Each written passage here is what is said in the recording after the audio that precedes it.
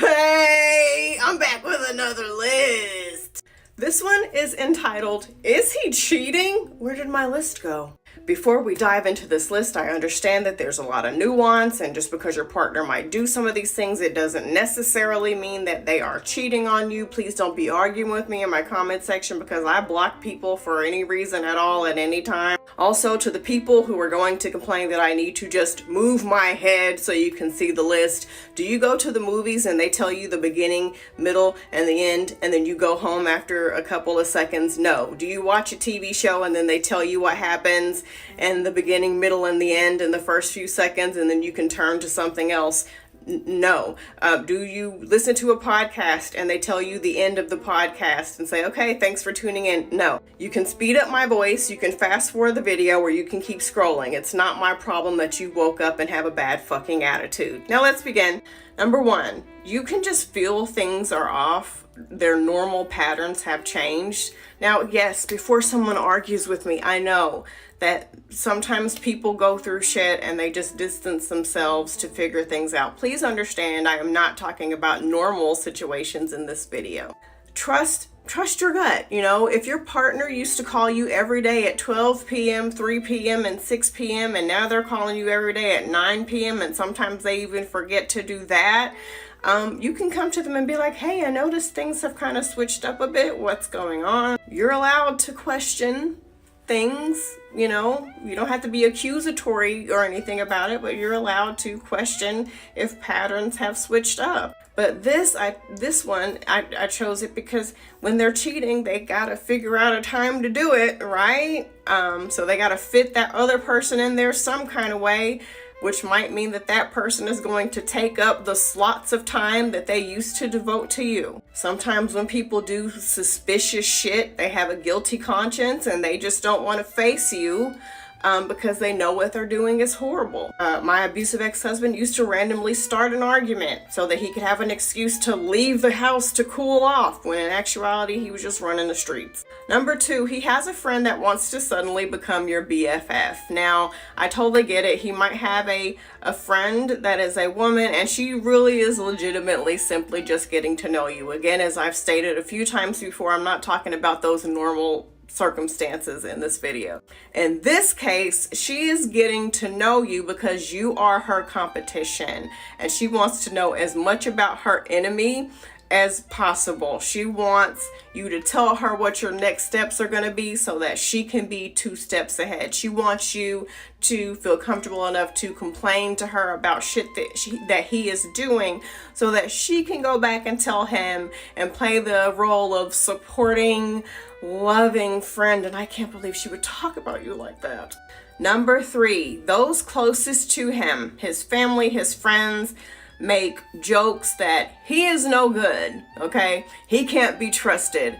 Jokes are based in truth. They come from somewhere. They are based on something. If they're telling you he ain't shit, ha ha ha ha ha ha, no, it's because they're telling you something. Listen. Number 4, he wants things to stay private. Now again, I know that sometimes people just genuinely don't like social media, but if he is posting every time he goes somewhere, he's posting his mom, he's posting his sister, he's posting his job, he's posting everything except for his social security number, but he seems to draw the line at you.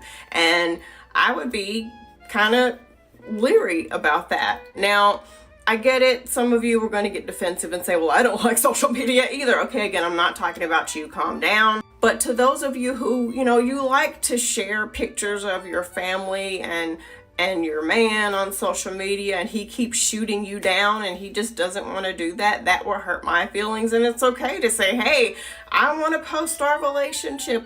I want people to know that we are together. I think you're fine. And I want to post that to the world. And he keeps shooting you down because he wants to stay private, but he's posting everything else. I don't know. That's just kind of weird to me. The types of guys I'm talking about in this video don't want to post you because they don't want anyone to know that they are in a relationship. They want to keep up the appearance that they are single. I kind of talked about this in number 1, but number 5, he starts random arguments as an excuse to leave and to distance himself from you. He needs every chance he can get to be around this other person that he is seeing. And if he can't seem to figure out quite how to do that between work and spending time with you and working out or whatever other hobbies he might have, then he's just gonna make up some shit. He's gonna be pissed off by something and need to clear his head. He might even tell you that he needs some space in the relationship. If you come to me and you tell me you need space, that's as good as a breakup to me, and we're done and you don't have to worry about me again. But if he's always just starting random arguments and always needing space and needing a reason to leave and needing a break, there's somebody behind that. There's somebody he's trying to see and fit into his life. Which brings me to number 6. I kind of discussed this a little bit. He says he needs space. If a man comes to you and says that they need space, what I need you to hear is, let's break up. To pack your shit, wash your hands of it, block him, and just be done. Needing space is, I need time to cheat and have a clear conscience about it. Again, I understand in normal situations, somebody really might need space because there's a lot going on and they just need time to sort it out. But again, I am not talking about normal situations. As women, we are always trying to find ways to excuse these men and make it be something else when it's actually just the thing that we are thinking. We're in denial. These men are guilty until proven innocent. Number 7, he's no longer sure about your future. At one point, it was all y'all could talk about. Y'all were making set plans to look at houses. Y'all were going to be engaged at this point. Y'all were planning on kids. And now when you're excited and you bring it up, oh, well, I don't know about that. You know, things could change. I don't know. Someone else has popped into the picture and has shaken up the plan. And now he's considering a future with them. He doesn't want you to look forward to anything because he might not be with you in the future.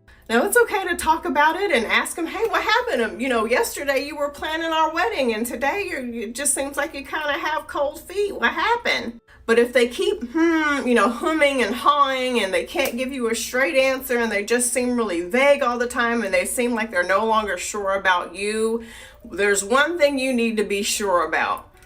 That relationship is over.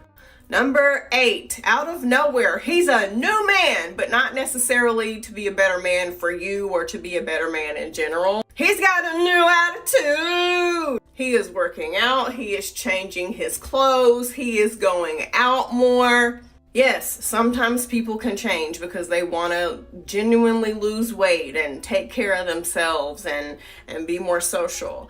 But sometimes the situations that I'm specifically talking about, they are changing to impress the new person. They have gotten this new jolt of energy because they are infatuated with someone else. It's okay to say, hey, where is this coming from? What motivated you to get this started? And then just keep these other signs that I'm talking about in mind as well. Number 9 is important. You get random vaginal infections, odor, itching, burning. Go to the doctor ASAP. Number 9 is very important. Number 9 could permanently fuck you over and ruin your life. I used to work at a makeup shop and I would spark up just random conversations with various customers that would come in. And I met this woman who was a gynecologist. And I don't know how this conversation even got started, but she told me that she delivers the most bad news about somebody having contracted a disease to women who are married and women who are in committed relationships. And just think about this for a second. Women who are just dating and being Blanche Devereaux, we're more likely to protect ourselves against STDs. But if you are married or in a relationship, you feel like you can trust them. So if that person is cheating on you, they can easily give you and pass on anything that they have contracted from the person that they are cheating on you with. And I remember that gynecologist telling me that it is the most heartbreaking part of her job to tell a long-time married woman that she has now gotten AIDS or herpes or some other non-curable STD or something that she has to, treat for a while. And they thought that they could trust their partners. It's heartbreaking.